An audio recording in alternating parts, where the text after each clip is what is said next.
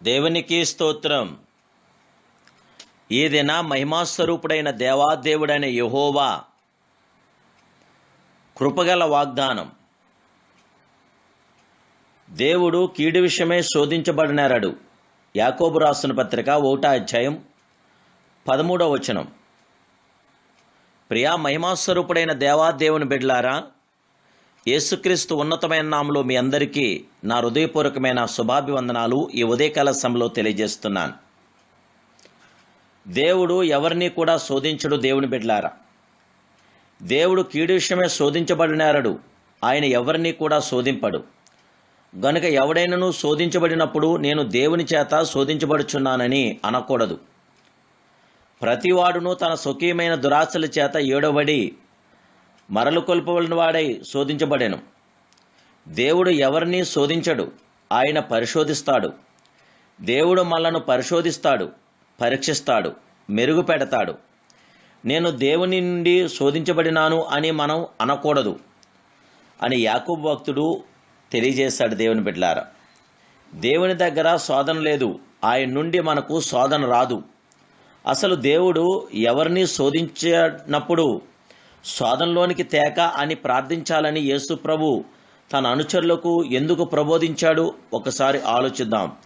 అలా ఆయన ఆదేశించడంలో దుష్టుని కీడు నుండి మనం తప్పించుకోవడానికి మనం ఆయన సహాయం కోరాలని ఆయన అభిష్టం. దేవుని బిడ్డలారా, మన విరోధియగు సాతాను గర్జించు సింహం వలె ఎవరిని మింగుదునా అని తిరుగులాడుచున్నాడు. దేవుని బిడ్డలారా, మన విశ్వాసమందు నిలిచిన వారమై వానిని జయించాలి.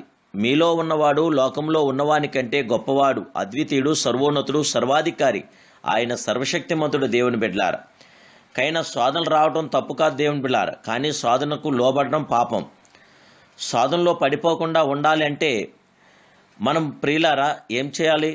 మనం శోధనలో పడిపోకుండా ఉండాలంటే ప్రభువు మనకు ఒక సూత్రం నేర్పించాడు.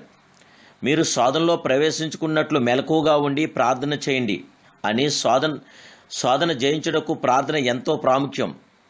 ప్రభు చెప్పిన విషయము మనము విస్మరించి శోధనలో పడిపోయాక అయ్యో ప్రభువా పాపం చేశాను, నన్ను క్షమించు అని మొరపెడతాం.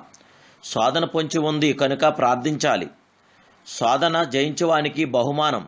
శోధన సహించువాడు ధన్యుడు. అతడు శోధనకు నిలిచినవాడే ప్రభు తనకు వాగ్దానం చేసిన జీవకిరం పొందును అని ప్రభు వాగ్దానం చేశాడు. దేవుని బిడ్డలారా, శోధనలు సహిస్తే, బాధలు వస్తే మనకు జీవకిరీటం ఉంది.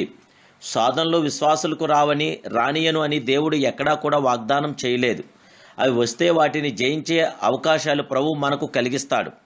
దుష్ప్రేరేపణకు గురి అయ్యేందుకు సాతాను చేతులు మమ్మును అప్పగించవద్దని దేవుణ్ణి మనం ప్రార్థిద్దాం. దేవుని బిడ్డలారా, కీడు నుండి మమ్మల్ని తప్పించమని ఆ పరిశుద్ధాత్మ దేవుడికి మొరపెడదాం.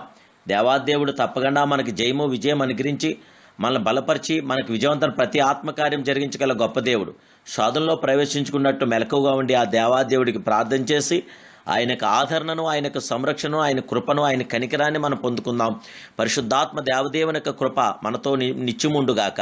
ప్రార్థన. మహాపరిశుద్ధుడు, మహోన్నతుడు, సర్వోన్నతుడు అయిన మా ప్రియ మహిమాస్వరూపుడు అయిన పరమ తండ్రి, ఈ ఉదయకాల సమయంలో మీరిచ్చిన ఈ శుభవాగ్దాన బట్టి స్తోత్రాలు. దేవా, నీవు కీడు విషయమై శోధించబడినారని నాయన, నువ్వు ఎవరిని కూడా శోధించబడిన ప్రభా ఈ దినాన్ని మేము తెలుసుకున్నాం. ప్రభా మీకు స్తోత్రాలు. మేము శోధించబడుచున్నాం, మీ చేత శోధించబడుచున్నామని మాట తప్పు కూడా మేము చేయకుండా మా యందు ప్రభా నీకు స్తోత్రం. ప్రభా మీ కృప చూపమని అడుగుచున్నాను. మీ యందు మేము నిరీక్షణ కలిగి నిరంతరం నీతో కొనసాగటానికి, మీ యొక్క ఉన్నతమైన కార్యాలు మేము పొందటానికి, మీ కృపాక్షాలను మేము పొందటానికి మీ కృప మాకు దయచేసి అయ్యా నిత్యము నిన్ను స్తుతించి మహింపరిచి గణపరిచే భాగ్యం మీ పిల్లైన మాకు అందరికి దయచేయమని యేసుక్రీస్తు పరిశుద్ధున ఈ ప్రార్థన మీకు సమర్పిస్తున్నాను పరమ తండ్రి.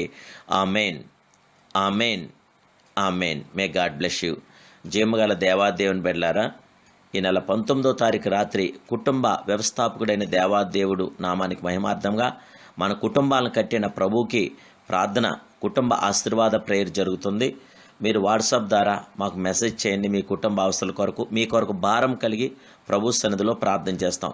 పరిశుద్ధాత్మదేవుడు నిత్యం మిమ్మల్ని ఆదరించి, సంరక్షించి, బలపరిచి ఆయన కృపలో మీకు అందరికీ జయమనుగ్రహించును గాక. God bless you.